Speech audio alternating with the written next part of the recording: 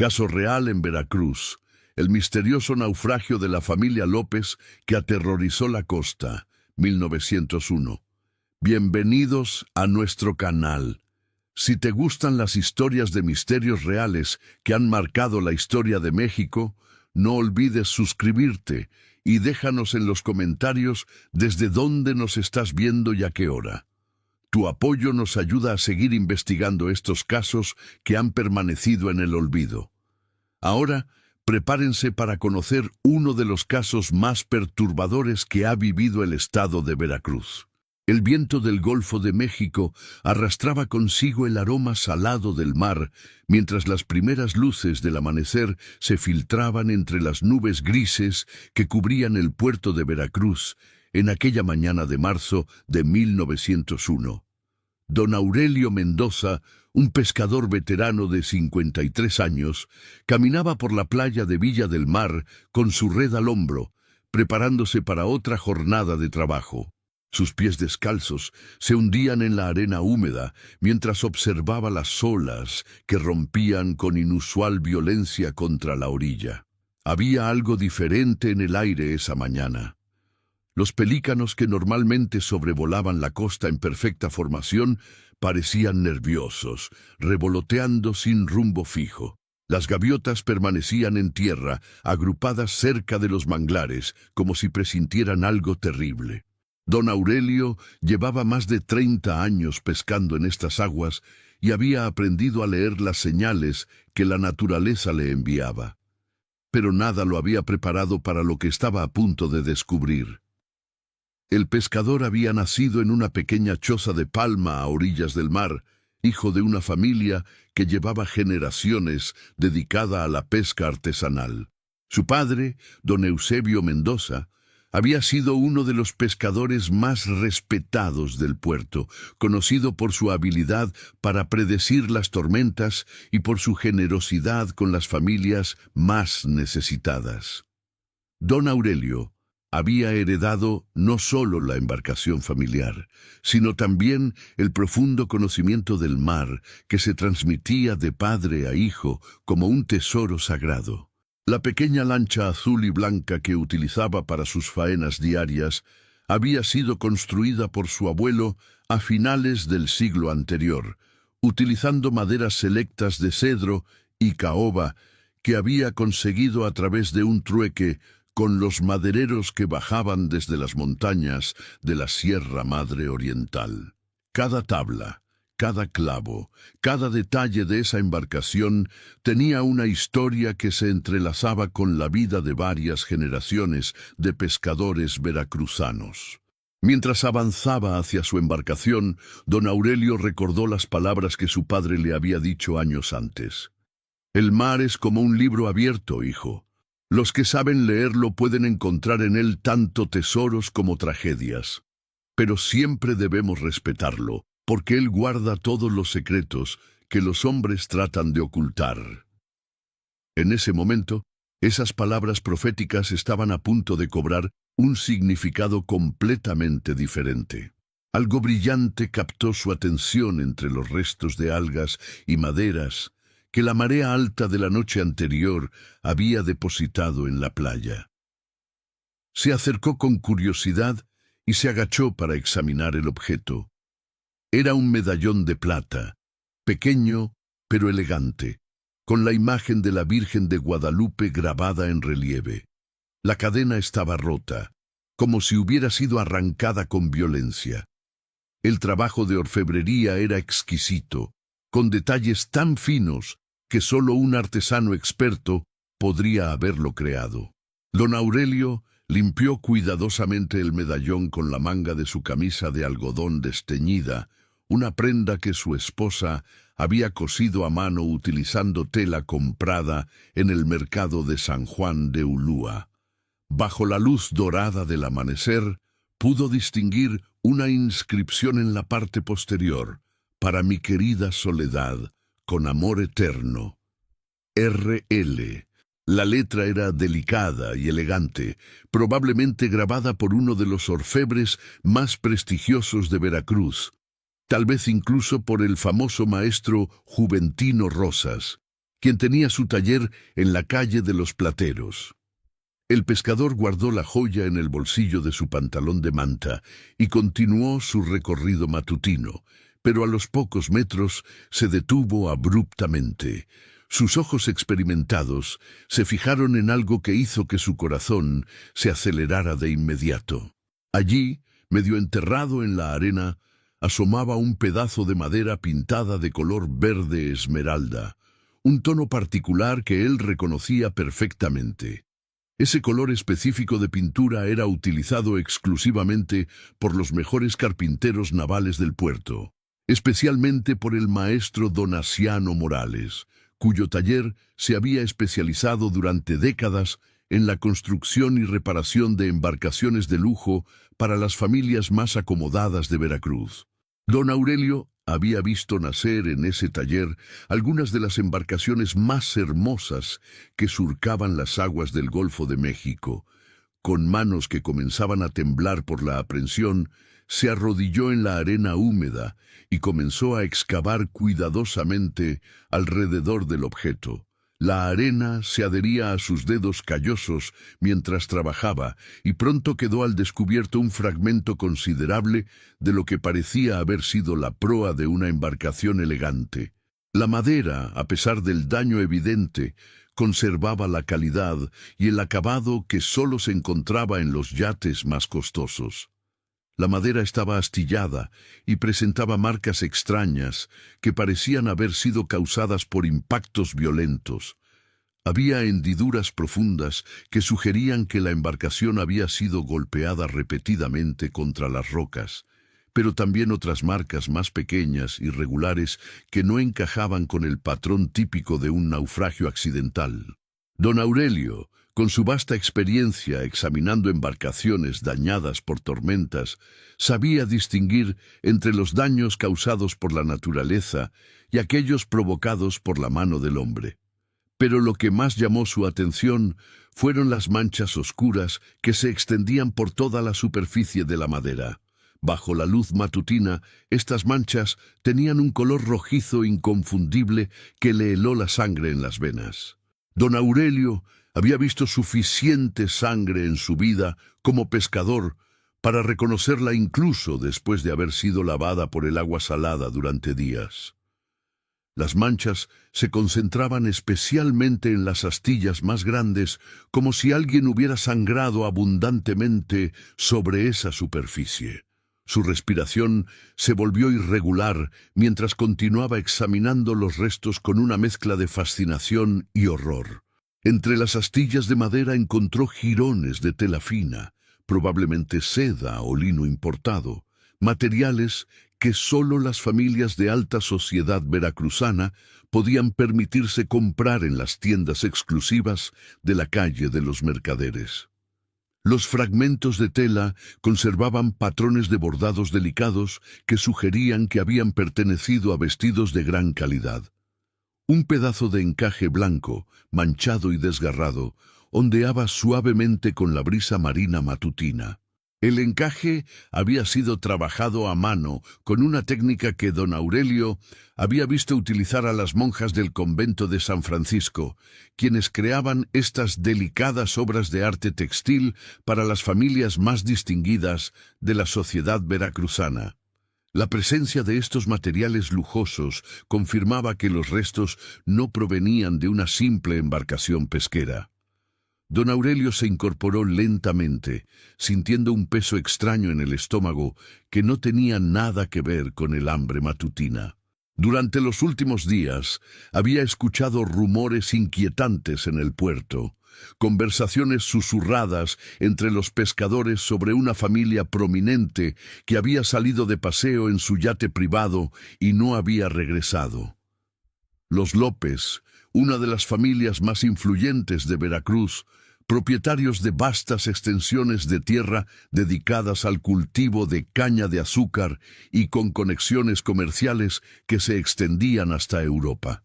La familia López no era desconocida para don Aurelio. Durante los últimos años, había tenido la oportunidad de observar de cerca su lujoso yate, la Gaviota Blanca, cuando salían para sus paseos dominicales por la bahía. Era una embarcación extraordinaria, construida con las mejores maderas y equipada con todos los lujos que el dinero podía comprar. Don Rodrigo López, el patriarca de la familia, era conocido por su generosidad con los pescadores locales, a menudo comprándoles directamente parte de su captura para los banquetes que organizaba en su hacienda. Pero los rumores que circulaban últimamente en el puerto no hablaban solo de una desaparición misteriosa.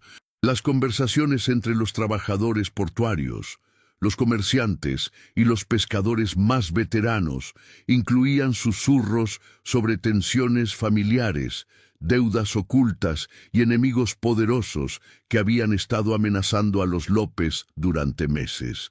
Algunos hablaban de reuniones nocturnas en lugares apartados, de hombres armados que habían sido vistos vigilando la hacienda familiar y de cartas amenazantes que habían llegado a la casa de los López.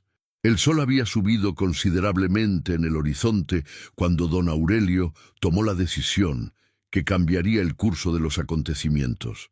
Sabía que lo que había encontrado era demasiado importante como para ignorarlo o mantenerlo en secreto. Dejó cuidadosamente sus aparejos de pesca en un lugar seguro de la playa, marcando el sitio con piedras para poder regresar más tarde, y se dirigió hacia el centro de Veracruz. El trayecto desde la playa hasta el corazón de la ciudad le tomó aproximadamente 40 minutos, caminando por senderos de tierra compactada que conectaban las áreas pesqueras con las calles principales. Durante el recorrido, don Aurelio pasó por diferentes barrios que reflejaban la diversidad social y económica de Veracruz. Primero atravesó las áreas donde vivían las familias de pescadores y trabajadores portuarios, con sus casas modestas de adobe y techos de palma, rodeadas de pequeños huertos donde cultivaban frutas tropicales y verduras para el consumo familiar. Gradualmente, las construcciones se volvieron más elaboradas conforme se acercaba al centro de la ciudad. Las casas de adobe simple dieron paso a edificaciones coloniales de 1 y 2 pisos, con fachadas encaladas, balcones de hierro forjado y patios interiores adornados con fuentes y jardines tropicales. Los aromas que flotaban en el aire también cambiaron. Del olor salino y a pescado fresco de la zona portuaria pasó a la mezcla más compleja de café recién tostado, especias, frutas maduras y las flores que adornaban los patios de las casas más acomodadas. El pueblo comenzaba a desperezarse con la actividad típica de una mañana veracruzana. Las mujeres abrían las contraventanas de madera pintada de colores brillantes que protegían sus casas del sol y la humedad tropical. Los vendedores ambulantes preparaban meticulosamente sus puestos, acomodando pirámides perfectas de mangos, papayas, piñas y cocos recién cortados. El aroma del café recién molido se escapaba de las pequeñas cafeterías familiares, mezclándose con el olor salino que llegaba constantemente desde el puerto. Los sonidos de la ciudad despertando creaban una sinfonía particular, el repique de las campanas de las iglesias llamando a la misa matutina, los gritos de los vendedores anunciando sus productos, el clop-clop de los cascos de los caballos que tiraban de carretas cargadas con mercancías destinadas al mercado central, y las conversaciones animadas de los vecinos que se saludaban desde sus balcones o se encontraban en las esquinas para intercambiar las primeras noticias del día. La comisaría de policía se encontraba en un edificio imponente de 2 pisos, construido con la típica cantera rosa que caracterizaba la arquitectura oficial veracruzana de la época. La fachada presentaba elementos neoclásicos adaptados al clima tropical, columnas elegantes pero no demasiado ornamentadas, ventanas amplias protegidas por persianas de madera que permitían la circulación del aire y un pórtico de entrada que proporcionaba sombra durante las horas de más intenso calor. Don Aurelio subió lentamente los escalones de entrada, sintiendo el peso de la responsabilidad que llevaba sobre sus hombros. En el interior del edificio se encontró con el sargento Edmundo Vázquez, un hombre corpulento de unos 40 años, que se había ganado el respeto de toda la comunidad veracruzana por su dedicación al trabajo y su incorruptibilidad, cualidades que eran verdaderamente excepcionales en los funcionarios públicos de aquella época. El sargento Vázquez había llegado a Veracruz 5 años antes, procedente de la Ciudad de México, donde había servido en la policía de la capital bajo las órdenes del famoso coronel Miguel Cabrera. Su reputación de honestidad y eficiencia lo había precedido, y desde su llegada había implementado nuevos métodos de investigación criminal que habían mejorado considerablemente la efectividad de la policía local. «Sargento Vázquez», dijo don Aurelio con voz temblorosa, tratando de controlar la ansiedad que sentía, «creo que encontré algo muy importante en la playa esta mañana. Algo que podría estar relacionado con la familia López que desapareció hace una semana». El rostro del sargento se endureció inmediatamente y sus ojos adquirieron esa expresión concentrada que don Aurelio había aprendido a reconocer en los hombres que se tomaban muy en serio su trabajo. El caso de la desaparición de la familia López había mantenido a toda la policía de Veracruz en un estado de alerta constante durante los últimos días, generando una presión considerable tanto de parte de las autoridades superiores como de la sociedad veracruzana en general. La familia López representaba mucho más que una simple familia acomodada que había desaparecido misteriosamente. Rodrigo López, de 42 años, era una figura central en la economía regional veracruzana. Había heredado una fortuna considerable de su padre, pero la había multiplicado exponencialmente a través de inversiones inteligentes en la industria azucarera, aprovechando la creciente demanda internacional de azúcar refinada que caracterizó las últimas décadas del siglo XIX.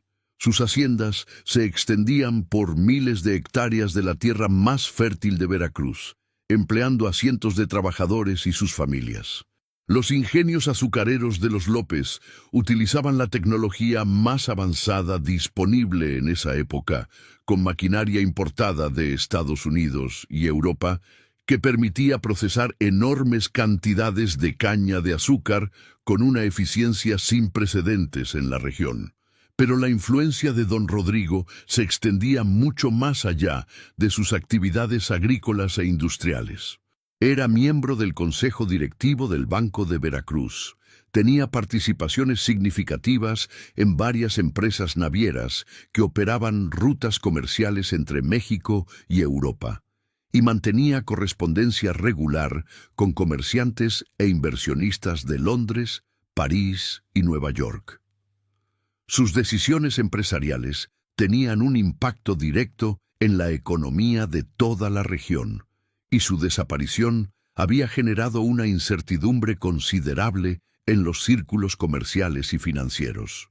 Soledad Moreno de López, de 38 años, provenía de una familia de abolengo cuyas raíces se remontaban a los primeros colonizadores españoles que se habían establecido en Veracruz durante el siglo XVI. Los Moreno habían acumulado riqueza y prestigio a través de los siglos, manteniendo haciendas ganaderas, participando en el comercio con España y ocupando posiciones importantes en la administración colonial. Doña Soledad había recibido una educación excepcional para una mujer de su época. Había estudiado en un convento de élite en Puebla, donde las monjas francesas le habían enseñado no solo las materias tradicionales como literatura, música y pintura, sino también idiomas europeos, historia del arte y rudimentos de administración financiera. Su biblioteca personal contenía más de 500 libros en español, francés e inglés, y era conocida en los círculos intelectuales veracruzanos por organizar tertulias literarias donde se discutían las obras de los autores más importantes de la época. Los hijos de la pareja representaban la nueva generación de la élite veracruzana, educada con una mentalidad más moderna, pero profundamente arraigada en las tradiciones familiares. Emiliano, de 17 años, había demostrado desde muy joven una inteligencia excepcional para los negocios. Había acompañado a su padre en varios viajes comerciales a la Ciudad de México e incluso a Nueva Orleans, donde había establecido contactos con comerciantes estadounidenses interesados en importar azúcar mexicana. Carmen, de 15 años, había heredado la belleza y la elegancia de su madre, pero también su pasión por la educación y la cultura. Hablaba perfectamente francés e inglés, tocaba el piano con habilidad profesional y había comenzado a escribir poesía que era admirada en los círculos literarios de Veracruz. Varios pretendientes de familias prominentes habían solicitado formalmente su mano, pero don Rodrigo había decidido que su hija debía completar su educación antes de considerar el matrimonio. El pequeño Alberto, de solo 9 años, era el consentido de la familia.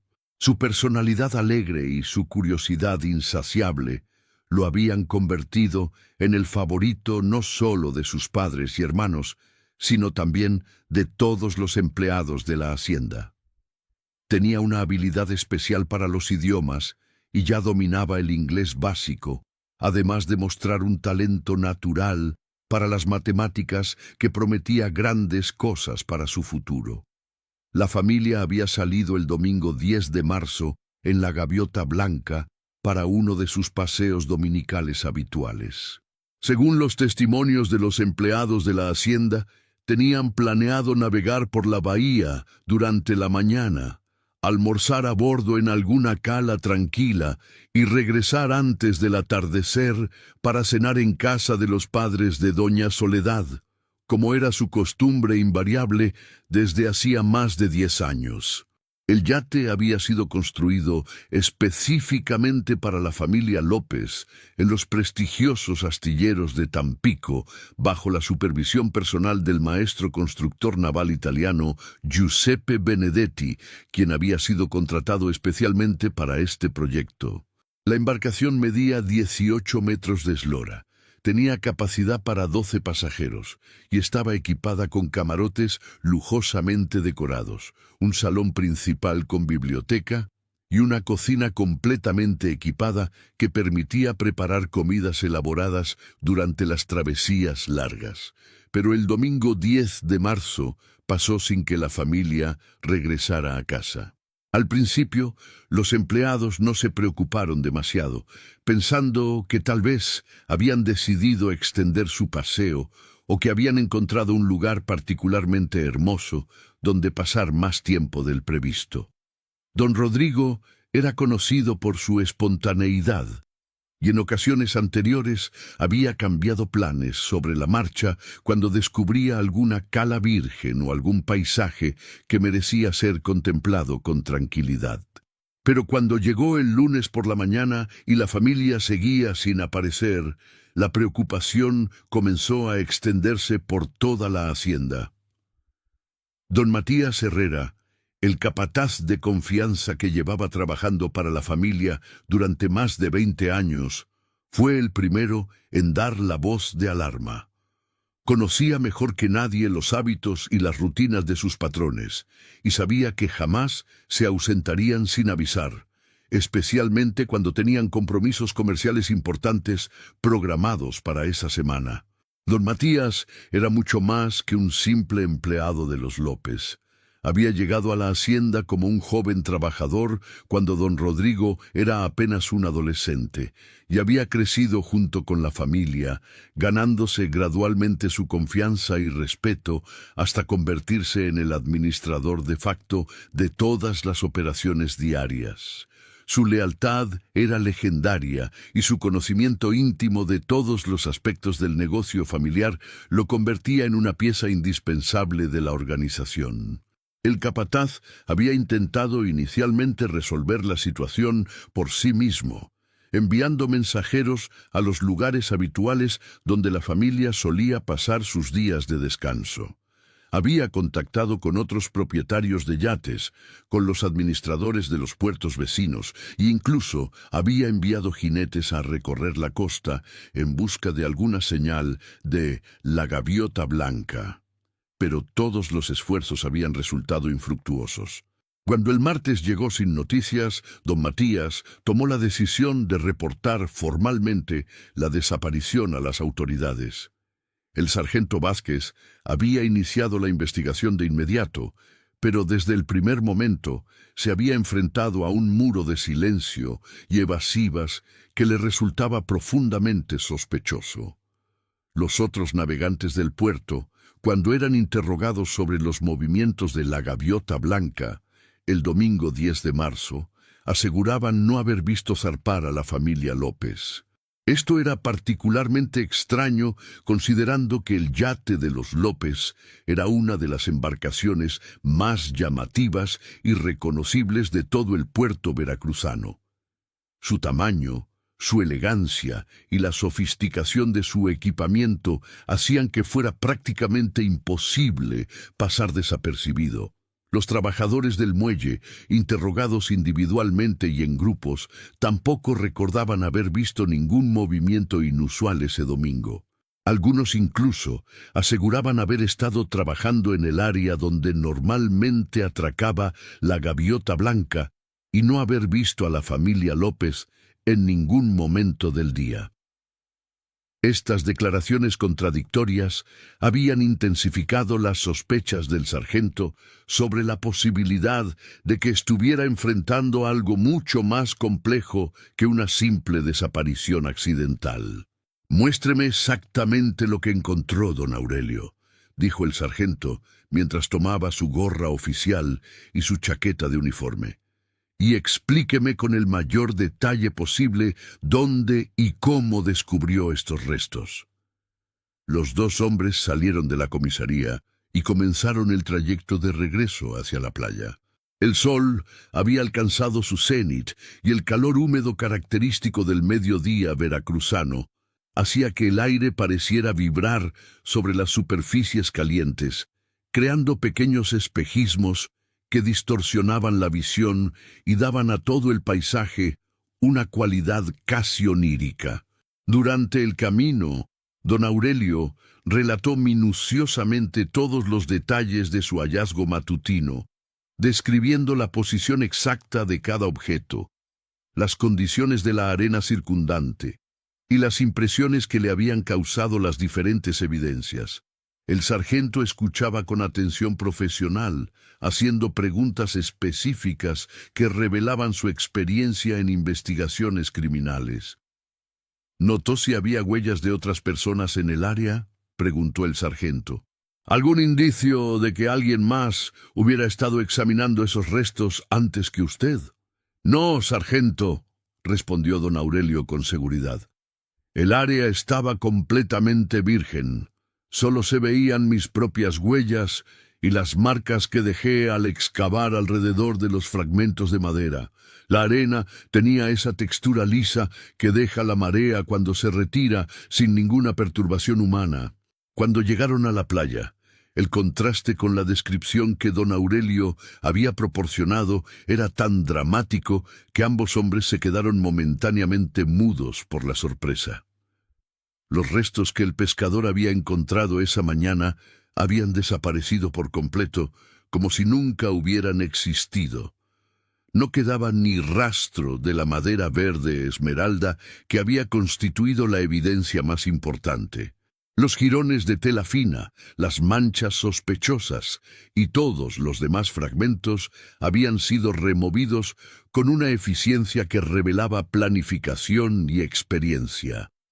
La arena no solo había sido limpiada, sino que había sido alisada y compactada de tal manera que parecía completamente natural, como si las olas de la marea matutina hubieran borrado naturalmente cualquier rastro de actividad humana. El sargento Vázquez, lejos de desanimarse por este desarrollo, sintió que sus sospechas se confirmaban de manera contundente. Su experiencia le había enseñado que los criminales verdaderamente peligrosos eran aquellos que tenían la capacidad de moverse rápidamente para eliminar evidencias, lo cual requería organización, recursos y una red de informantes que les permitiera actuar antes de que las autoridades pudieran asegurar las pruebas.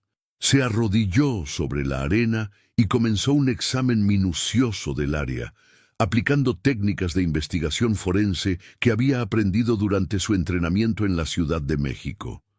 Sus años de experiencia le habían enseñado que los criminales, por más cuidadosos y profesionales que fueran, inevitablemente dejaban algún rastro de su actividad, especialmente cuando tenían que trabajar bajo presión de tiempo.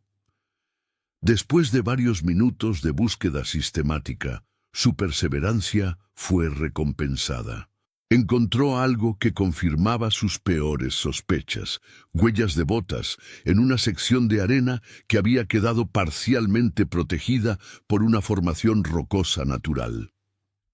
Las huellas eran claramente diferentes a las sandalias de cuero trenzado que usaba don Aurelio, y el patrón de la suela sugería botas militares o semimilitares del tipo utilizado por guardias privados o mercenarios.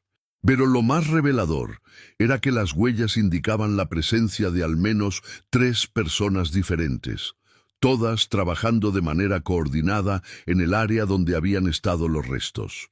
La distribución de las marcas sugería que habían dividido el trabajo de manera eficiente. Una persona se había encargado de recoger los fragmentos más grandes, otra había trabajado en la eliminación de las manchas y las evidencias más pequeñas, y una tercera había sido responsable de alisar y camuflar la arena una vez completada la operación de limpieza. «Don Aurelio», murmuró el sargento mientras se incorporaba lentamente, manteniendo la voz baja para evitar que posibles observadores pudieran escuchar la conversación. «Alguien nos está vigilando muy de cerca, y ese alguien tiene recursos considerables y mucho interés en que no encontremos lo que usted descubrió esta mañana». Don Aurelio sintió un escalofrío que no tenía nada que ver con la brisa marina que soplaba desde el golfo. La implicación de las palabras del sargento era clara. Se encontraban enfrentando a individuos peligrosos que no dudaban en tomar medidas drásticas para proteger sus secretos. Sacó cuidadosamente el medallón de plata del bolsillo donde lo había guardado esa mañana y se lo entregó al oficial. «Al menos esto se salvó, sargento», dijo con voz temblorosa.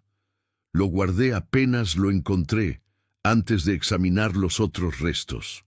El sargento Vázquez recibió la joya con las manos ligeramente temblorosas, consciente de que estaba sosteniendo lo que podría ser la única evidencia física que conectara la desaparición de la familia López con lo que claramente se estaba revelando como un crimen cuidadosamente planificado.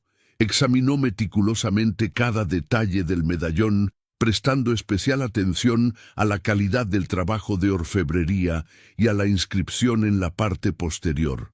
Las iniciales RL solo podían corresponder a Rodrigo López, y el nombre Soledad era evidentemente una referencia a su esposa. El medallón no era una joya cualquiera. Era claramente una pieza de gran valor sentimental, del tipo que una persona llevaría consigo en todo momento como símbolo del amor y la devoción hacia su cónyuge.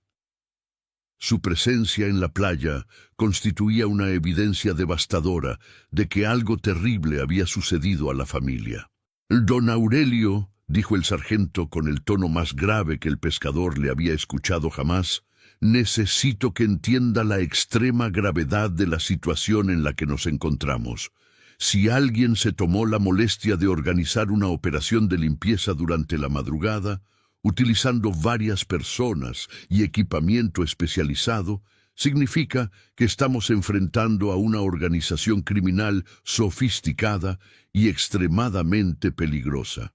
El pescador asintió solemnemente, comenzando a comprender las dimensiones reales del misterio en el que se había visto involucrado por casualidad.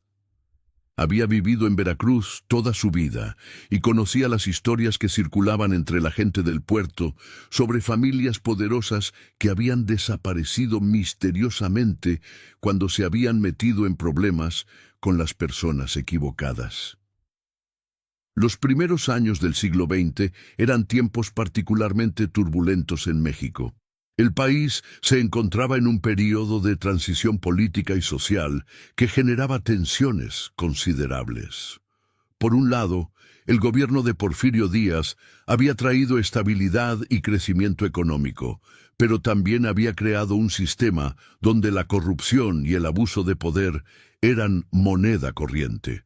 Los caciques locales, los revolucionarios, los bandidos organizados y los intereses extranjeros competían por el control de recursos y territorios y no dudaban en recurrir a la violencia para proteger o expandir su influencia. Veracruz, como el puerto más importante de México en el Golfo de México, era particularmente vulnerable a este tipo de conflictos. La ciudad era un punto de convergencia para el comercio internacional, el contrabando, la inmigración ilegal y todo tipo de actividades tanto legítimas como criminales. Las grandes fortunas que se generaban en la región atraían inevitablemente a individuos y organizaciones dispuestos a utilizar cualquier método para obtener una parte de esa riqueza. Su vida podría estar en serio peligro si se corre la voz de que usted fue quien encontró estas evidencias, continuó el sargento. Necesito que mantenga este hallazgo en completo secreto, no solo por su propia seguridad, sino también para proteger la integridad de la investigación. Don Aurelio comprendía perfectamente la lógica detrás de esta advertencia, pero también sentía un peso moral considerable sobre sus hombros. Había conocido personalmente a la familia López. Había intercambiado saludos cordiales con don Rodrigo en varias ocasiones y había visto jugar a los niños en la playa durante los veranos. La idea de que personas inocentes hubieran sufrido daño por razones que él no podía comprender lo llenaba de una indignación profunda que superaba su miedo personal. «Sargento», respondió con voz firme, a pesar del temblor que sentía en las manos. «Haré todo lo que esté en mi poder para ayudar a encontrar la verdad sobre lo que les pasó a esa familia. Ellos no merecían sufrir por los problemas de otras personas». Esa misma tarde, el sargento Vázquez tomó una decisión que definiría el curso de toda la investigación. En lugar de reportar inmediatamente sus hallazgos a sus superiores en la comisaría, decidió conducir primero una investigación preliminar más profunda. Su instinto profesional le decía que el caso era mucho más complejo de lo que aparentaba en la superficie y que necesitaba reunir más información antes de involucrar oficialmente a otras personas en la investigación. Su primera parada fue la hacienda San Rafael, la propiedad principal de la familia López, que se extendía por cientos de hectáreas de tierra fértil a las afueras de Veracruz. El trayecto desde el centro de la ciudad hasta la hacienda le tomó aproximadamente 1 hora y media, cabalgando por caminos de tierra que serpenteaban entre campos de caña de azúcar que se perdían en el horizonte. El paisaje rural veracruzano se desplegaba ante sus ojos como una sinfonía de verdes tropicales. Los campos de caña se extendían hasta donde alcanzaba la vista, creando un mar ondulante que se movía suavemente con los vientos que llegaban desde el Golfo de México. Entre los cañaverales se intercalaban pequeños bosques de árboles nativos, ceibas centenarias, laureles, parotas y guanácales que proporcionaban sombra y refugio a una gran variedad de aves tropicales. Los trabajadores que laboraban en los campos saludaron respetuosamente al sargento mientras pasaba, reconociendo inmediatamente su uniforme oficial. Muchos de ellos habían trabajado para la familia López durante décadas, y sus rostros reflejaban la preocupación genuina que sentían por la desaparición de sus patrones. Eran familias completas que habían encontrado en la Hacienda San Rafael no solo trabajo, sino también una comunidad estable donde educar a sus hijos y construir sus vidas. La casa principal de la hacienda era una construcción verdaderamente imponente que reflejaba tanto la riqueza de la familia López como su profundo respeto por las tradiciones arquitectónicas mexicanas. Se trataba de un edificio de estilo colonial adaptado al clima tropical, construido con muros gruesos de adobe encalado que mantenían frescos los interiores durante los días más calurosos del verano veracruzano. Los techos de teja roja creaban un contraste hermoso con las paredes blancas, mientras que el amplio patio central estaba rodeado de corredores con arcos de medio punto que proporcionaban espacios sombreados para caminar y descansar durante las horas de más intenso calor.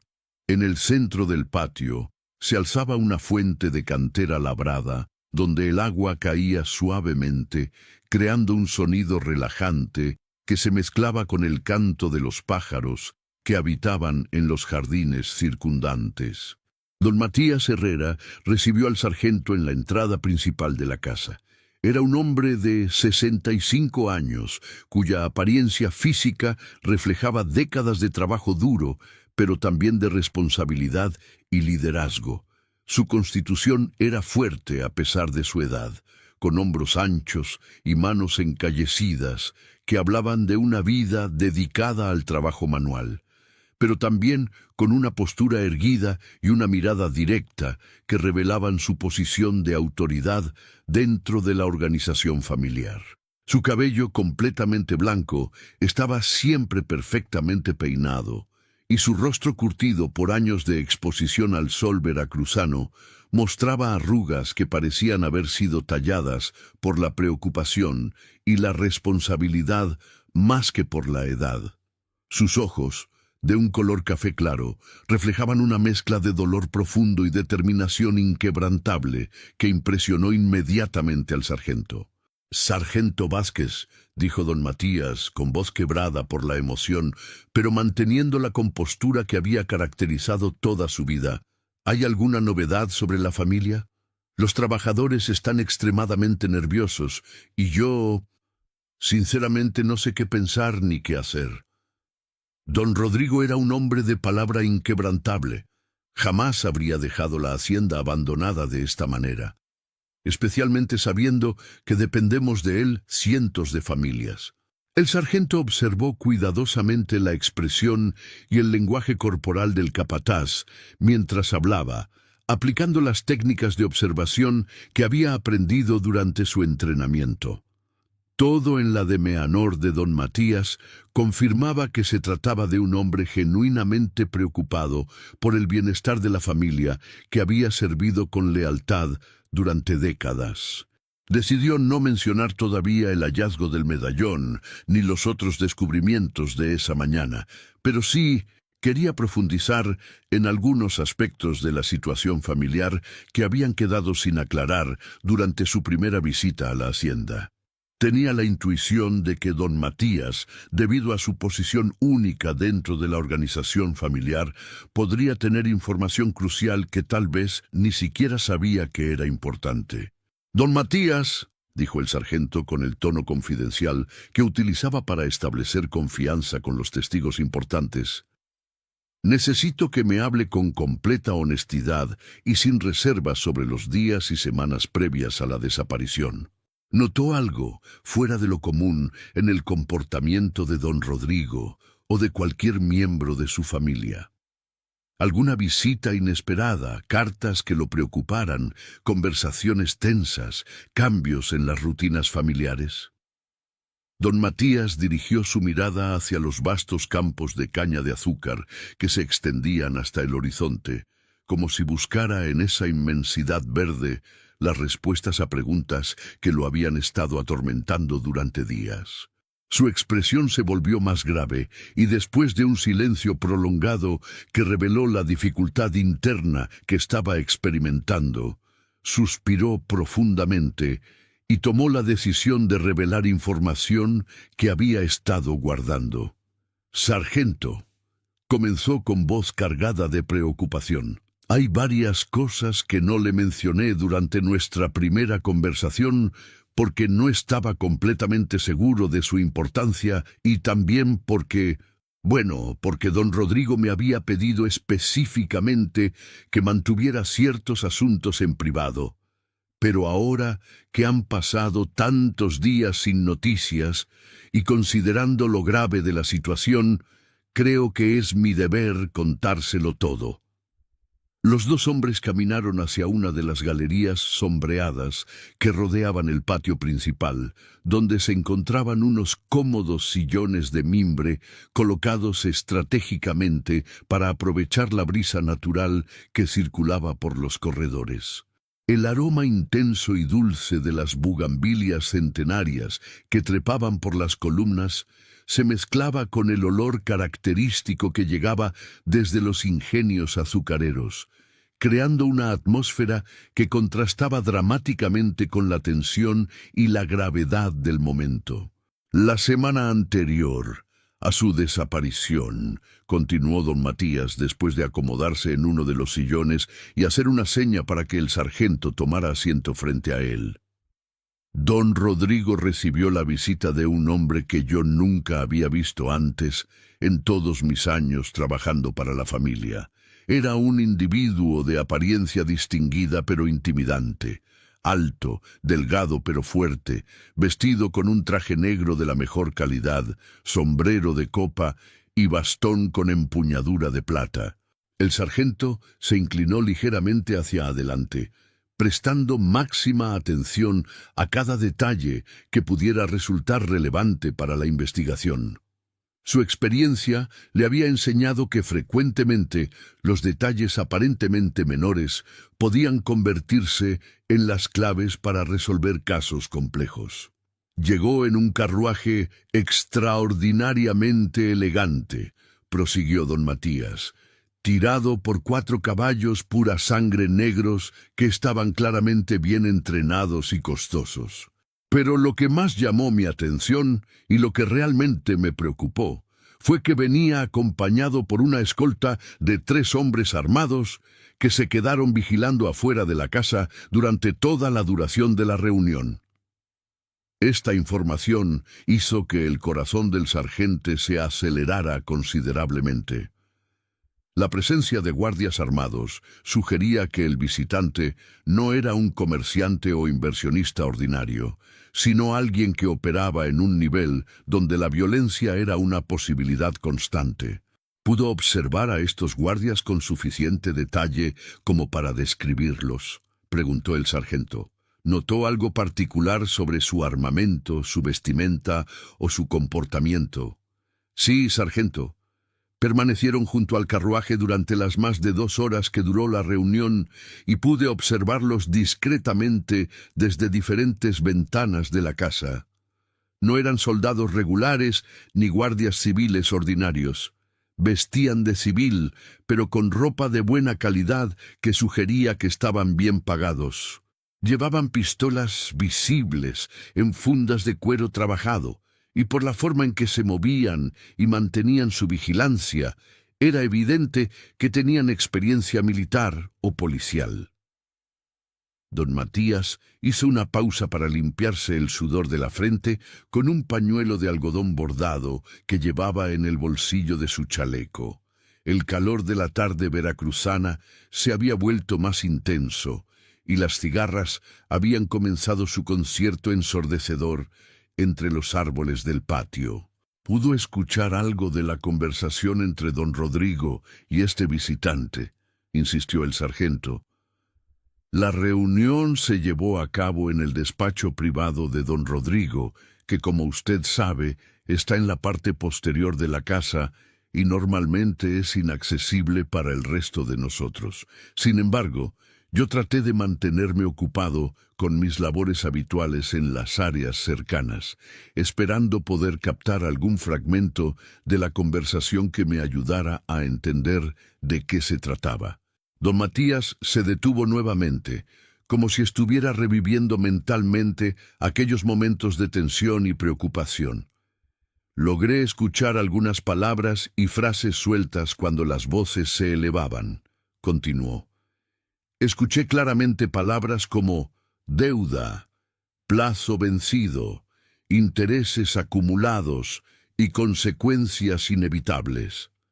Pero la frase que más me alarmó fue cuando el visitante dijo algo sobre ejemplos que deben ser dados y familias completas que han aprendido la lección. El sargento sintió un escalofrío recorrer su espina dorsal. Este tipo de lenguaje era característico de las organizaciones criminales que utilizaban la extorsión y la intimidación como herramientas principales de sus operaciones. Pero lo que realmente me convenció de que algo terrible estaba sucediendo, prosiguió don Matías con voz cada vez más grave, fue ver el estado en que don Rodrigo salió de esa reunión. En todos los años que llevaba trabajando para él, nunca lo había visto tan alterado. Estaba pálido como un muerto, sudaba profusamente a pesar de que el día no era particularmente caluroso, y le temblaban las manos de tal manera que apenas podía encender el cigarro que se llevó inmediatamente a los labios. La descripción que proporcionaba don Matías pintaba el cuadro de un hombre que había recibido amenazas extremadamente serias, probablemente dirigidas no solo contra él, sino también contra su familia. ¿Qué sucedió después de que se fue el visitante?, preguntó el sargento. Don Rodrigo permaneció encerrado en su despacho durante el resto del día, sin salir ni siquiera para comer. Pude escuchar sus pasos mientras caminaba de un lado a otro, como un animal enjaulado. Esa misma noche, aproximadamente a las 10, me mandó llamar. Don Matías se levantó de su asiento y comenzó a caminar lentamente por la galería, como si el movimiento le ayudara a organizar sus recuerdos de aquella noche terrible. Cuando entré al despacho, continuó, encontré a don Rodrigo sentado detrás de su escritorio, rodeado de documentos, cartas y libros de contabilidad que había estado revisando frenéticamente. Tenía los ojos enrojecidos, como si hubiera estado llorando o como si no hubiera dormido en días. El capataz se detuvo frente a una ventana que daba a los campos de caña y permaneció en silencio durante varios segundos, claramente afectado por los recuerdos que estaba compartiendo. Me pidió que reuniera inmediatamente todos los documentos más importantes de la hacienda.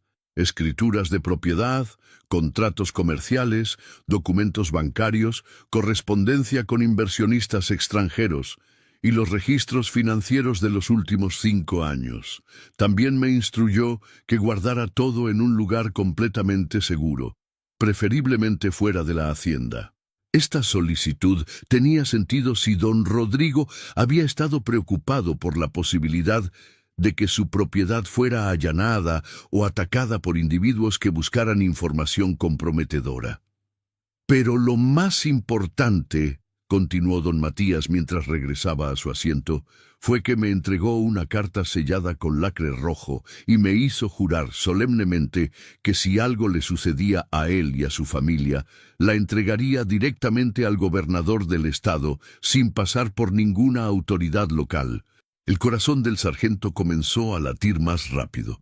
Esta carta podría contener la información crucial para entender no solo lo que había sucedido a la familia López, sino también quiénes eran los responsables de su desaparición. ¿Dónde está esa carta ahora, don Matías?, preguntó con la mayor calma posible, tratando de no revelar la enorme importancia que esta información tenía para la investigación. El anciano capataz miró cuidadosamente a su alrededor, como si quisiera asegurarse de que no hubiera nadie más que pudiera escuchar la conversación, y luego hizo una seña para que el sargento lo siguiera. Caminaron hacia la parte trasera de la casa principal, atravesando pasillos adornados con pinturas familiares y muebles de caoba que reflejaban el buen gusto y la prosperidad de varias generaciones de la familia López. Llegaron finalmente a una puerta de madera maciza que se veía más robusta y segura que las otras puertas de la casa. Este era el despacho personal y privado de don Rodrigo, explicó don Matías mientras sacaba una llave del bolsillo de su chaleco y la insertaba cuidadosamente en la cerradura. Era su santuario, el lugar donde conducía sus negocios más importantes y donde guardaba sus secretos más profundos. Nadie más tenía acceso a esta habitación, ni siquiera doña Soledad, quien respetaba completamente la privacidad que don Rodrigo necesitaba para manejar los asuntos financieros de la familia. Cuando la puerta se abrió, el sargento se encontró frente a una habitación que era al mismo tiempo elegante y funcional. Era un espacio amplio con ventanas altas que proporcionaban abundante luz natural y daban vista a los campos de caña que se extendían hasta el horizonte. Las paredes estaban completamente cubiertas por estanterías de caoba maciza llenas de libros de contabilidad, documentos legales meticulosamente organizados y volúmenes de correspondencia comercial que documentaban décadas de transacciones financieras. En el centro de la habitación se encontraba un escritorio imponente, también tallado en caoba, con incrustaciones de nácar que formaban diseños geométricos de influencia morisca. La superficie del escritorio estaba cubierta por un cuero verde oscuro, que había sido trabajado y pulido hasta alcanzar un brillo suave. Sobre el escritorio se podían ver varios objetos que reflejaban tanto la personalidad como los intereses de don Rodrigo. Un tintero de plata labrada, plumas de escribir de diferentes tipos, un secante de papel Biblia y una lupa con marco dorado para examinar documentos pequeños. Detrás del escritorio, dominando toda la pared, colgaba un retrato al óleo de la familia López que había sido pintado apenas 2 años antes por el reconocido artista italiano Alessandro Fortuna, quien había visitado México como parte de una comisión cultural europea. La pintura mostraba a la familia en el jardín principal de la hacienda, don Rodrigo de pie detrás de su esposa, que estaba sentada en una silla ornamental, mientras los 3 hijos se distribuían armónicamente alrededor de sus padres. Todos vestían ropa elegante pero no ostentosa, y sus expresiones reflejaban felicidad, prosperidad y unión familiar. Don Matías se dirigió hacia una de las estanterías que contenía los libros de contabilidad más antiguos y movió cuidadosamente varios volúmenes para revelar una pequeña caja fuerte empotrada directamente en la pared de adobe. La caja fuerte era de fabricación alemana, con una puerta de acero grueso y una combinación de números que requería precisión matemática para ser abierta. Don Rodrigo me confió la combinación hace varios años, explicó don Matías, mientras giraba cuidadosamente los números, pero me hizo prometer que solo la utilizaría en caso de emergencia extrema o si algo le sucediera a él. Con un clic metálico suave, la pesada puerta se abrió, revelando el interior de la caja fuerte. Don Matías extrajo cuidadosamente un sobre de papel de alta calidad, sellado con el distintivo lacre rojo que llevaba grabado el escudo de armas de la familia López. 2 gaviotas flanqueando una caña de azúcar, con una banda que llevaba inscrito el lema familiar Fidelitas et Labor, fidelidad y trabajo. «Esta es la carta, sargento», dijo don Matías con voz solemne, mientras le entregaba el sobre al oficial. Don Rodrigo me hizo repetir las instrucciones 3 veces, para asegurar que las entendiera perfectamente. Solo debía abrirla y entregarla al gobernador del estado si algo grave le sucedía a él y a su familia. El sargento Vázquez recibió la carta con una mezcla de reverencia y ansiedad, consciente de que probablemente contenía información que podría ser decisiva para resolver el misterio de la desaparición de los López. El peso del sobre en sus manos parecía mucho mayor que su peso físico real, cargado como estaba de implicaciones potencialmente explosivas. «Don Matías», dijo el sargento después de examinar cuidadosamente el lacre para confirmar que estaba intacto. Esta carta podría contener evidencias cruciales para encontrar a la familia López y para identificar a los responsables de lo que claramente parece ser un crimen. Con su permiso y en su presencia como testigo, voy a abrirla aquí mismo para que podamos actuar sobre la información que contenga. El capataz asintió gravemente, comprendiendo la importancia histórica del momento que estaban viviendo. Ambos hombres se sentaron frente al imponente escritorio de caoba, y el sargento rompió cuidadosamente el lacre rojo, tratando de preservar el sello para futuras referencias forenses. El sobre contenía 4 hojas de papel de la más alta calidad, escritas con la elegante caligrafía que había caracterizado a don Rodrigo durante toda su vida adulta. La tinta era de color azul oscuro, del tipo que se importaba especialmente de Francia, y las palabras estaban trazadas con la precisión y el cuidado de alguien que sabía que estaba documentando información de vida o muerte. El sargento Vázquez comenzó a leer en voz alta, su voz tornándose más grave conforme comprendía la magnitud de lo que estaba descubriendo. Si esta carta está siendo leída por alguien que no soy yo, significa que mis peores temores se han materializado y que algo verdaderamente terrible ha sucedido a mi familia y a mí. Durante los últimos 8 meses he estado involucrado en una situación que comenzó como una oportunidad comercial legítima, pero que se ha transformado en una pesadilla que ha puesto en peligro mortal no solo mi patrimonio y mi reputación, sino también la vida de mis seres más queridos. Don Matías se llevó ambas manos al pecho, sintiendo cómo su corazón se aceleraba ante la confirmación de sus peores sospechas. Durante semanas había intuido que algo grave estaba amenazando a la familia que había servido con devoción durante décadas. El sargento continuó leyendo con voz cada vez más tensa. Todo comenzó en julio del año pasado, cuando recibí la visita de un hombre que se presentó como don Victoriano Salinas, quien aseguraba ser un comerciante respetable de la capital, con conexiones extensas en círculos gubernamentales y financieros, tanto nacionales como internacionales. Su propuesta inicial parecía no solo legítima, sino extraordinariamente atractiva. Tenía acceso a inversionistas europeos, específicamente alemanes e ingleses, que estaban interesados en expandir significativamente el cultivo y procesamiento de caña de azúcar en la región del Golfo de México. El nombre de Victoriano Salinas hizo que el sargento frunciera el ceño con preocupación.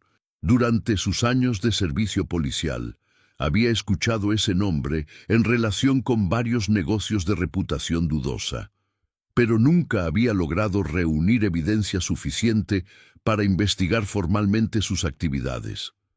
Salinas era conocido por moverse hábilmente entre los círculos legales e ilegales, manteniendo siempre una fachada de respetabilidad mientras participaba en operaciones cada vez más cuestionables. La propuesta que me presentó Salinas, continuaba la carta de don Rodrigo, era verdaderamente seductora desde el punto de vista financiero. Él y sus socios proporcionarían todo el capital necesario para modernizar completamente mis ingenios azucareros, construir nueva maquinaria de procesamiento importada de Estados Unidos y Alemania, expandir significativamente las áreas de cultivo, y establecer rutas comerciales directas con puertos europeos que garantizarían precios mucho más altos que los que podía obtener en el mercado nacional. Don Matías escuchaba con creciente horror, comprendiendo finalmente por qué don Rodrigo había estado tan nervioso y preocupado durante los últimos meses. A cambio de esta inversión masiva, proseguía don Rodrigo en su confesión escrita, Salinas y sus socios recibirían una participación del 40% en todas las ganancias generadas por la operación expandida, además de ciertos servicios logísticos que mi hacienda proporcionaría para sus otras actividades comerciales en la región. El sargento hizo una pausa en su lectura, intercambiando una mirada significativa con don Matías. La referencia a servicios logísticos tenía todas las características de un eufemismo para actividades ilegales. Al principio, debo admitir que todo funcionó exactamente como Salinas había prometido, continuaba la carta. Recibí una inversión inicial de 50,000 pesos en oro, una cantidad que superaba mis expectativas más optimistas. Con este capital, inmediatamente comencé las mejoras prometidas. Contraté a los mejores ingenieros disponibles, importé maquinaria de última generación y expandí mis operaciones de manera que duplicó la capacidad de producción de la hacienda. El sargento podía imaginar fácilmente la tentación que habría representado para cualquier empresario una oportunidad de esa magnitud, especialmente durante una época de crecimiento económico donde las inversiones extranjeras eran vistas como sinónimo de progreso y modernización. Sin embargo, continuaba don Rodrigo con lo que el sargento podía percibir como una angustia creciente en la caligrafía. Después de aproximadamente 3 meses de operación bajo este nuevo arreglo, comencé a notar aspectos de la sociedad que me causaron preocupación considerable. Los supuestos inversionistas europeos nunca se materializaron físicamente, y cuando intenté obtener información específica sobre ellos, Salinas siempre evadía mis preguntas con excusas sobre la confidencialidad requerida por ciertos círculos financieros internacionales. Don Matías se levantó de su asiento y comenzó a caminar nerviosamente por el despacho, claramente agitado por las revelaciones que estaba escuchando. Más preocupante aún, continuaba la carta, era el tipo de servicios logísticos que gradualmente se me fue solicitando proporcionar.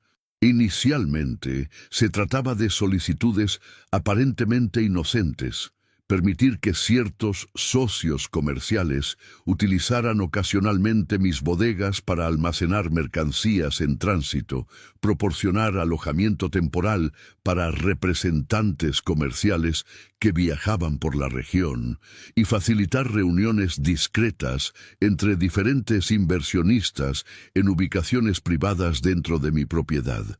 El sargento sintió que su comprensión del caso se estaba expandiendo rápidamente hacia dimensiones mucho más complejas y peligrosas de lo que había anticipado inicialmente. Pero gradualmente, proseguía don Rodrigo, estas solicitudes se volvieron más específicas y claramente ilegales. Se me pidió que utilizara mis conexiones comerciales legítimas para transportar mercancías que nunca me fueron mostradas, que facilitara el movimiento de grandes cantidades de dinero en efectivo sin documentación apropiada, y que proporcionara cobertura para individuos cuyas identidades y actividades nunca me fueron explicadas satisfactoriamente. La carta estaba revelando la existencia de una red criminal sofisticada que utilizaba negocios legítimos como fachada para operaciones ilegales de gran escala. Cuando comencé a hacer preguntas más insistentes y a expresar mis reservas sobre estos aspectos de nuestra sociedad, continuaba don Rodrigo, Salinas me explicó con una claridad brutal que yo ya no era simplemente un socio comercial, sino una parte integral de una organización mucho más grande y que cualquier intento de retirarme o de exponer sus actividades tendría consecuencias fatales para mí y para toda mi familia. Don Matías se detuvo abruptamente en su caminar y se volvió hacia el sargento con expresión de horror absoluto.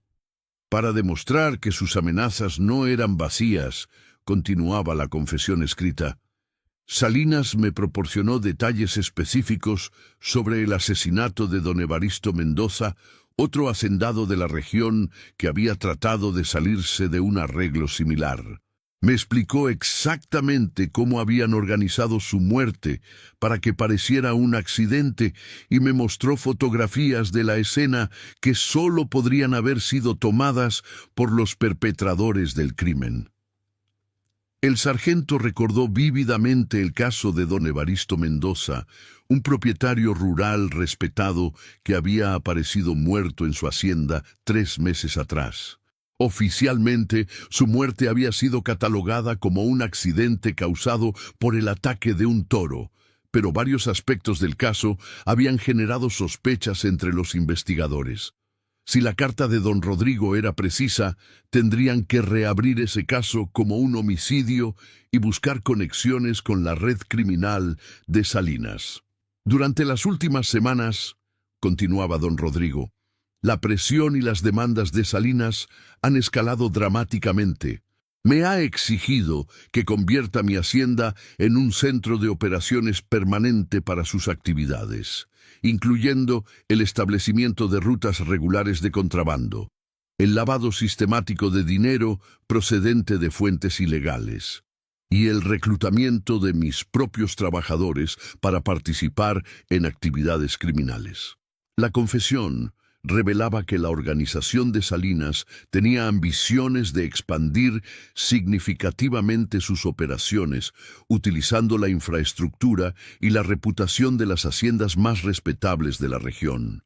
Pero lo que finalmente me decidió a tomar medidas desesperadas, proseguía la carta con lo que parecía ser una desesperación creciente, fue su insistencia en que mis hijos, especialmente Emiliano, se involucraran directamente en el negocio familiar para garantizar la continuidad de nuestra asociación a través de las generaciones.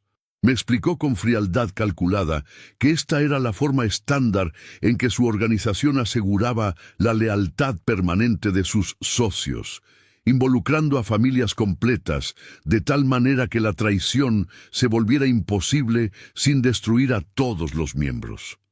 Don Matías se llevó las manos a la cabeza, comprendiendo la magnitud del dilema moral en que se había encontrado don Rodrigo. Como padre de familia, la amenaza dirigida hacia sus hijos debía haber sido absolutamente insoportable. He pasado semanas tratando de encontrar una salida de esta situación sin poner en peligro las vidas de mi esposa y mis hijos, continuaba la carta.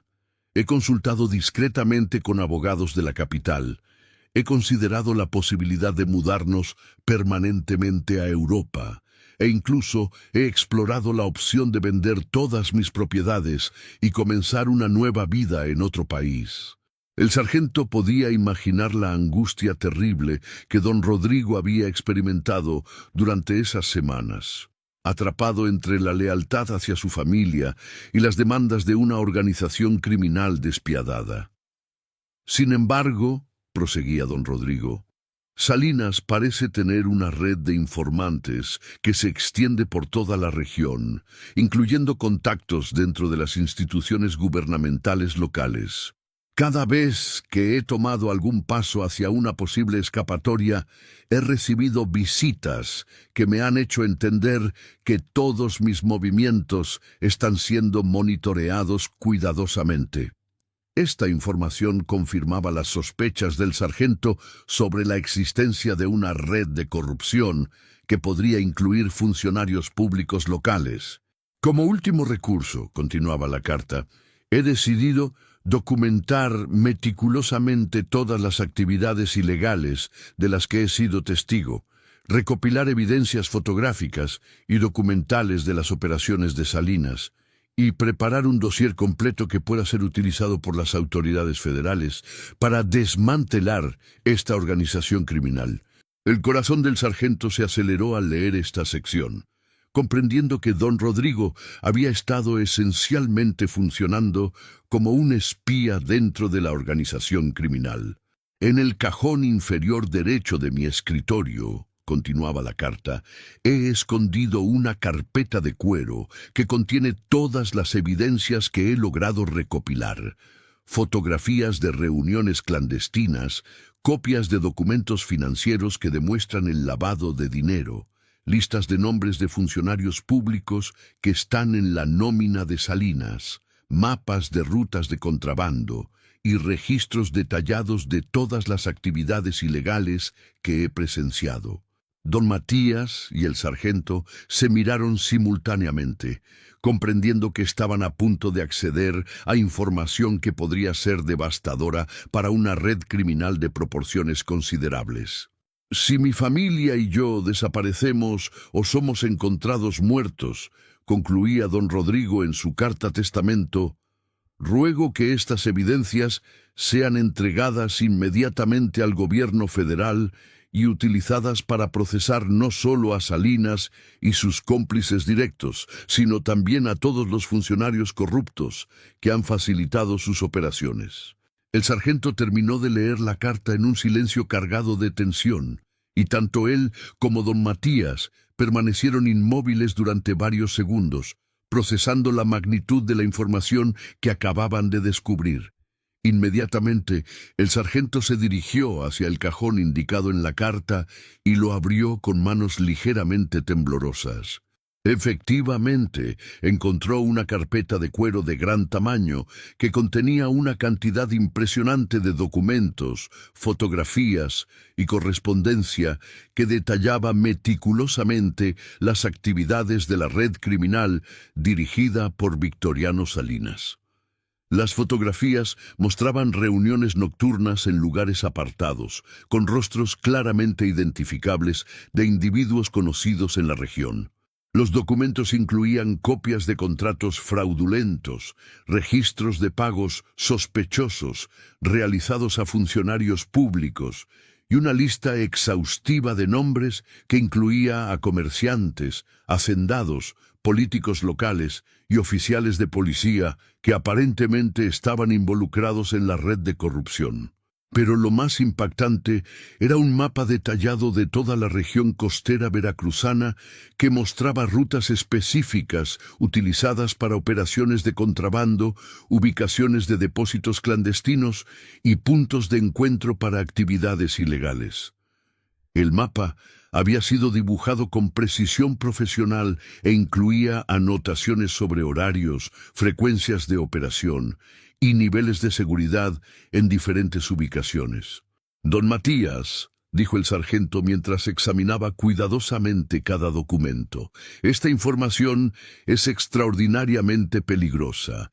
Si Salinas y su organización descubren que tenemos acceso a estas evidencias, no solo nuestras vidas estarán en peligro inmediato, sino que también podrían destruir todas las pruebas antes de que podamos utilizarlas para procesar a los responsables. El capataz, a pesar de sus 65 años y de la gravedad de la situación, mostró una determinación que impresionó al sargento. Sargento Vázquez, respondió con voz firme, he dedicado la mayor parte de mi vida al servicio de la familia López. Si puedo hacer algo para honrar su memoria y para llevar a los asesinos ante la justicia, estoy dispuesto a correr cualquier riesgo necesario. El sargento comprendió que necesitaba actuar con extrema cautela.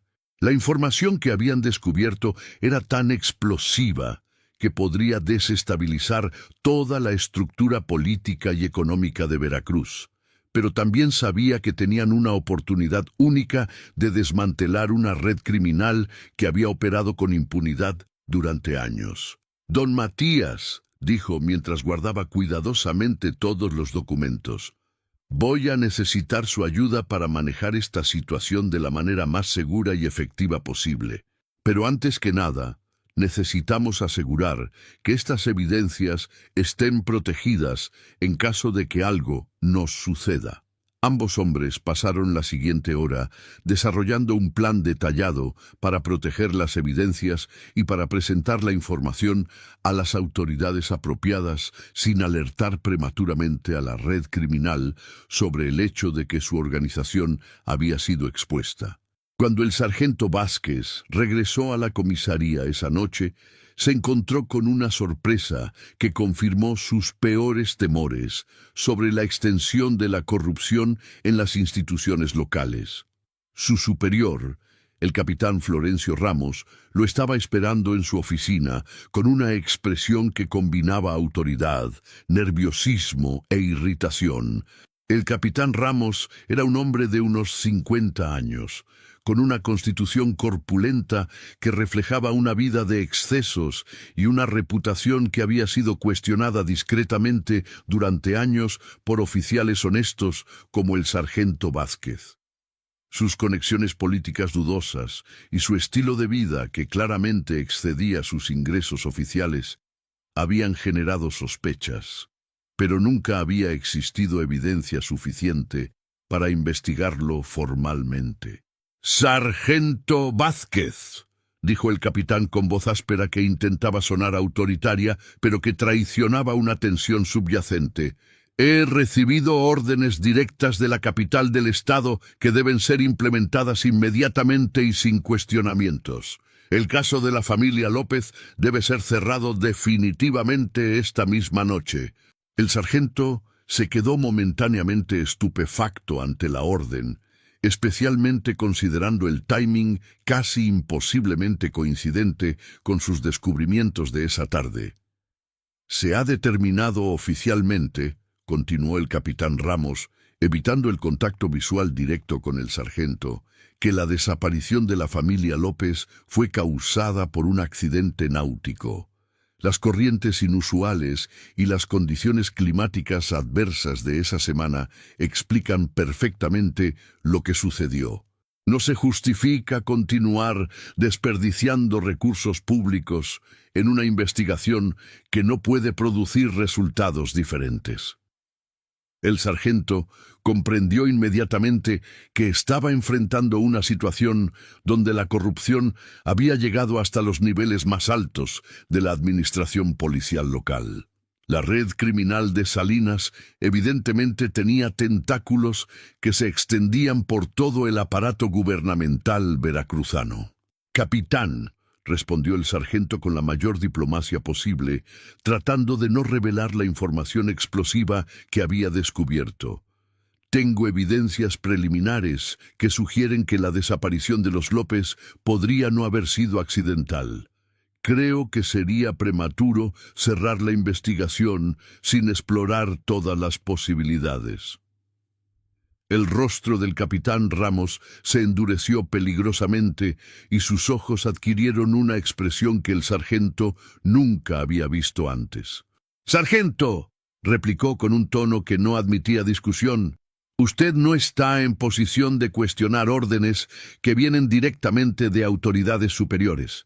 Su trabajo es obedecer instrucciones, no formar opiniones personales sobre decisiones que han sido tomadas por personas con mucha más experiencia y conocimiento que usted».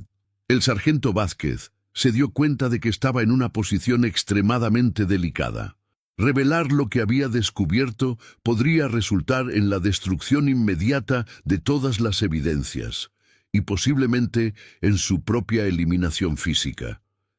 «Le ordeno categóricamente», continuó el capitán, «que entregue inmediatamente todos los documentos, notas y cualquier otro material relacionado con este caso.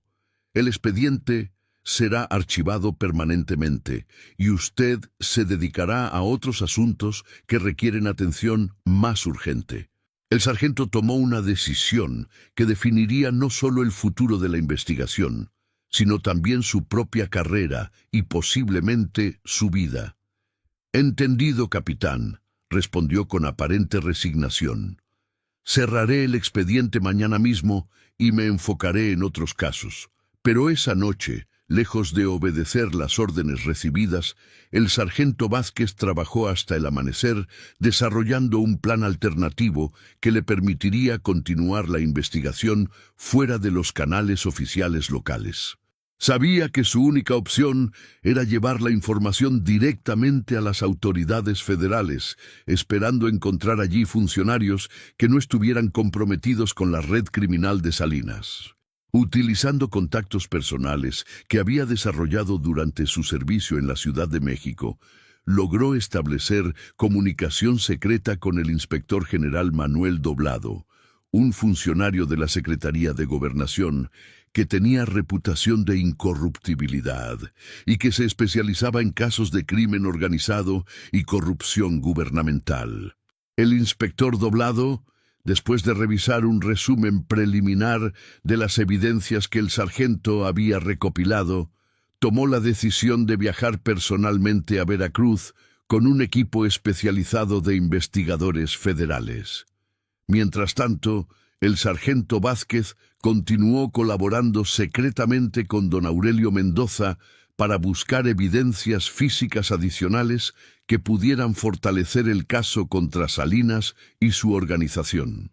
Sabían que era extremadamente arriesgado, pero también comprendían que era su única oportunidad de obtener justicia para la familia López.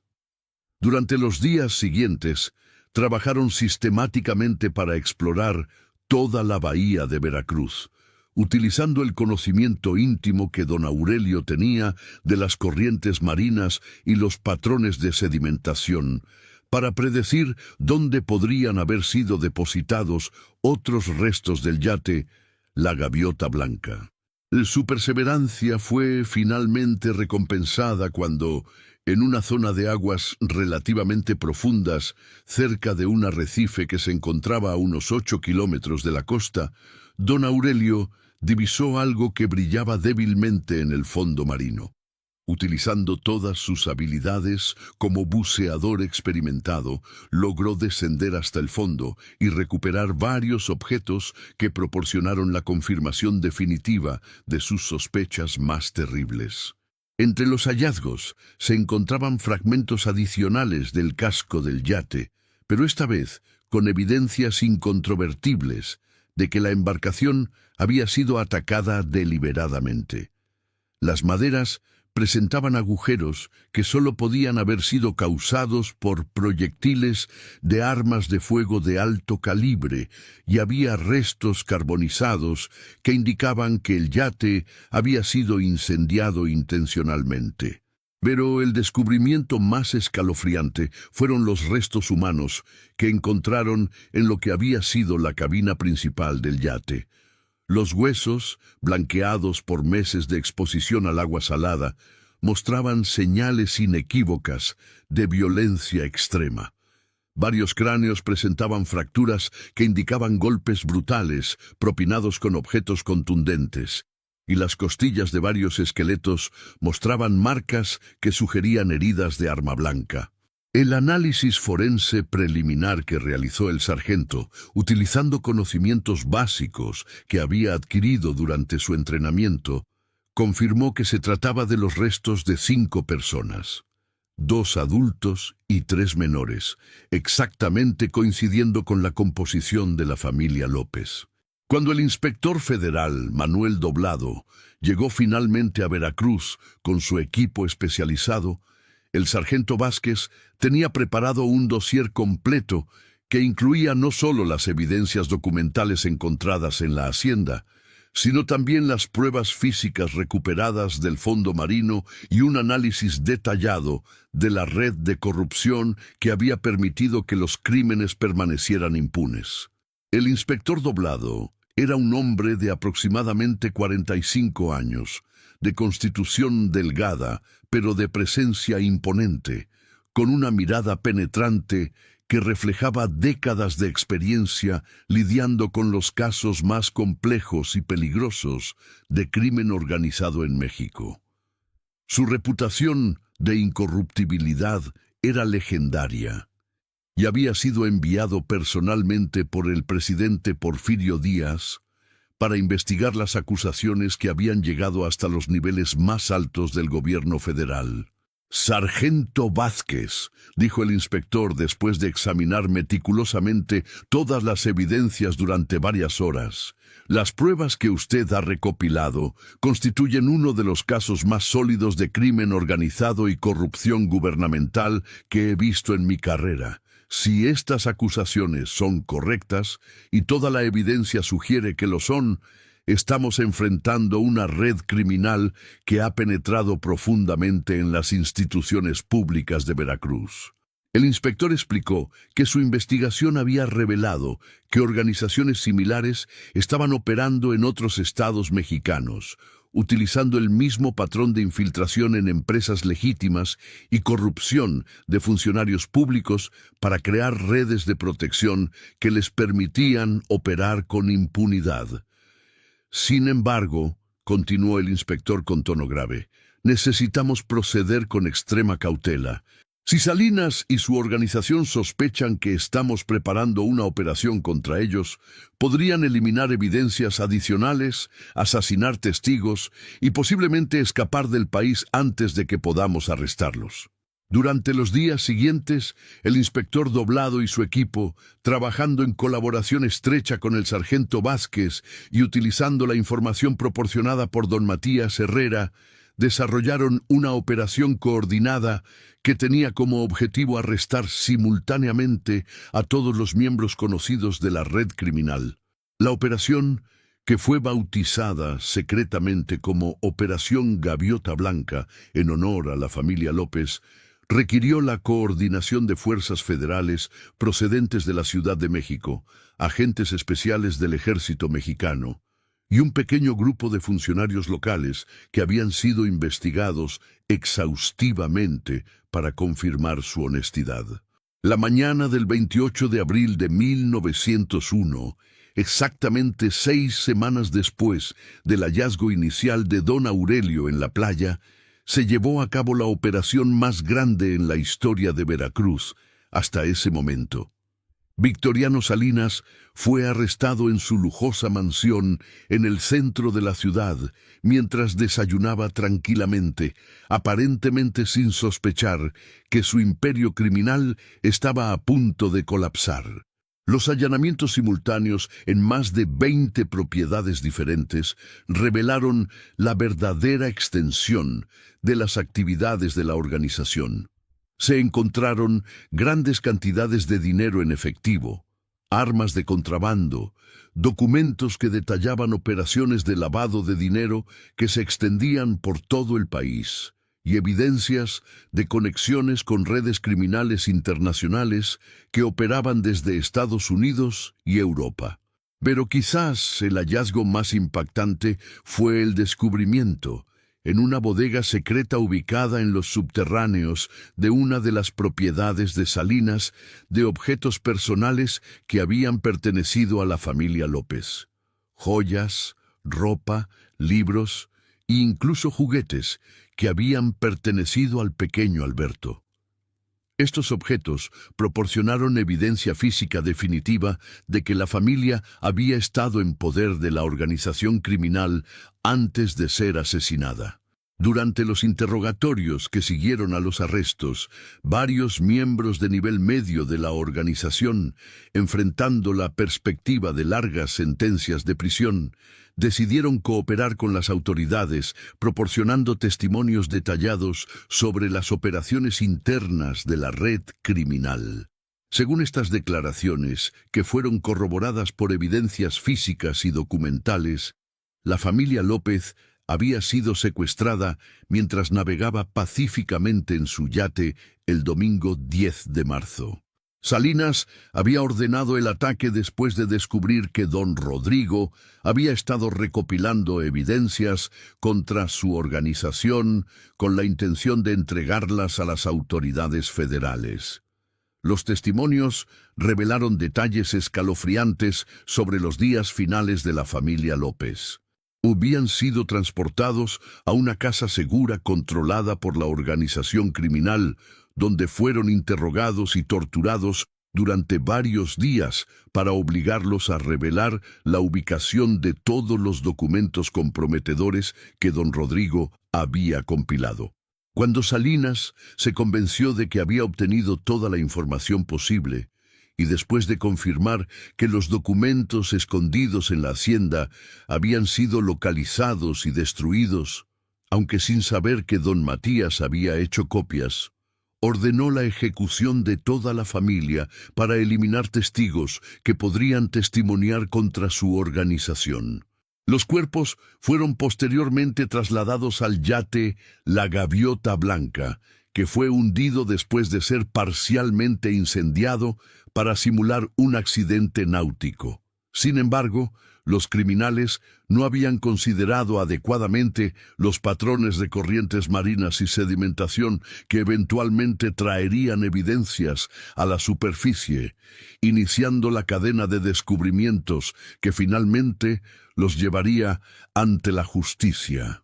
El juicio de Victoriano Salinas y sus cómplices comenzó 6 meses después de los arrestos y se convirtió en uno de los casos legales más seguidos por la prensa nacional de la época. Los testimonios presentados durante el proceso revelaron no solo los detalles específicos del asesinato de la familia López, sino también la existencia de una red criminal que había estado operando durante años en múltiples estados mexicanos. La evidencia presentada durante el juicio incluyó fotografías forenses de los restos recuperados del yate, análisis balísticos de los proyectiles encontrados en las maderas del casco, testimonios de múltiples testigos protegidos y cientos de documentos que detallaban las operaciones financieras y legales de la organización. Victoriano Salinas fue condenado a muerte por fusilamiento y ejecutado en el patio de la prisión estatal de Veracruz el 15 de octubre de 1901. Sus principales cómplices recibieron sentencias que oscilaron entre 20 años de prisión y cadena perpetua, dependiendo del grado de su participación en los crímenes. El capitán Florencio Ramos y otros funcionarios públicos corruptos que habían facilitado las operaciones de la red criminal fueron destituidos de sus cargos y enfrentaron procesos penales separados. Varios de ellos fueron condenados a largas sentencias de prisión, mientras que otros, que habían cooperado plenamente con la investigación, recibieron sentencias más lenientes a cambio de su testimonio. Don Aurelio Mendoza y el sargento Edmundo Vázquez fueron reconocidos públicamente por el gobierno federal por su valentía y dedicación excepcionales en la resolución del caso. El pescador recibió una recompensa económica considerable que le permitió comprar una embarcación más grande y moderna, estableciendo eventualmente un próspero negocio pesquero que empleó a varias familias de su comunidad. El sargento Vázquez fue promovido al rango de capitán y eventualmente llegó a ser jefe de policía de Veracruz, implementando reformas que mejoraron significativamente la profesionalización y la honestidad del cuerpo policial local. Durante su mandato, Veracruz experimentó una reducción dramática en los índices de criminalidad y corrupción. Don Matías Herrera, utilizando los ahorros de toda una vida, complementados por una compensación gubernamental especial, logró comprar la hacienda San Rafael cuando fue puesta en venta por las autoridades. La transformó en una escuela agrícola que llevaba el nombre de la familia López, asegurando que su memoria fuera honrada a través de la educación de futuras generaciones de jóvenes rurales. La institución educativa se convirtió en un modelo para programas similares en otras regiones de México, proporcionando educación técnica y formación agrícola a cientos de estudiantes que luego contribuyeron al desarrollo económico sostenible de sus comunidades. El impacto del caso López se extendió mucho más allá de la justicia individual para una familia asesinada. Las reformas implementadas como resultado de la investigación fortalecieron significativamente el sistema judicial mexicano, estableciendo nuevos protocolos para la investigación de desapariciones sospechosas, creando mecanismos más efectivos de protección para testigos y desarrollando controles más rigurosos para prevenir la infiltración criminal en las instituciones públicas.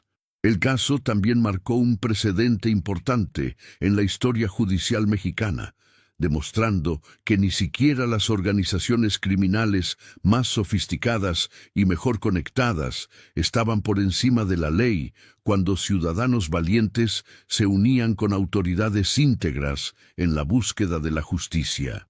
Días después, cuando don Aurelio ya era un anciano venerado por toda la comunidad pesquera veracruzana, solía contar a sus nietos y a los pescadores más jóvenes la historia de cómo un pequeño medallón de plata encontrado en la playa había desenmascarado una de las redes criminales más peligrosas de la época. Les enseñaba que la justicia, aunque a veces tardara en llegar y requiriera sacrificios considerables, siempre encontraba la forma de triunfar sobre la maldad cuando personas ordinarias tenían el valor de hacer lo correcto.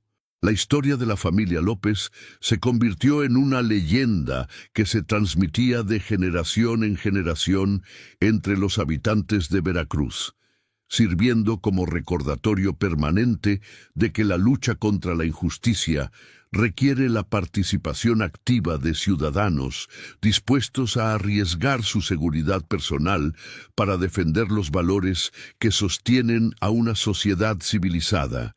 El medallón de plata que había iniciado toda la investigación fue preservado como evidencia en los archivos judiciales de Veracruz, pero eventualmente fue donado al Museo Nacional de Historia en la Ciudad de México, donde se exhibe como parte de una colección sobre casos criminales históricos que han contribuido al desarrollo del sistema de justicia mexicano.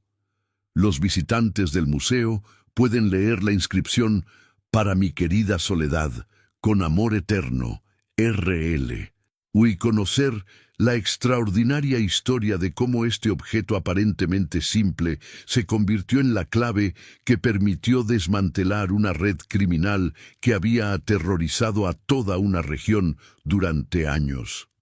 La bahía de Veracruz, que había sido testigo silenciosa tanto del crimen como del proceso de descubrimiento de la verdad, continuó siendo hogar de generaciones de pescadores trabajadores como don Aurelio. Las nuevas generaciones de pescadores conocían la historia y mantenían viva la tradición de vigilancia ciudadana que había sido tan crucial para resolver el caso López.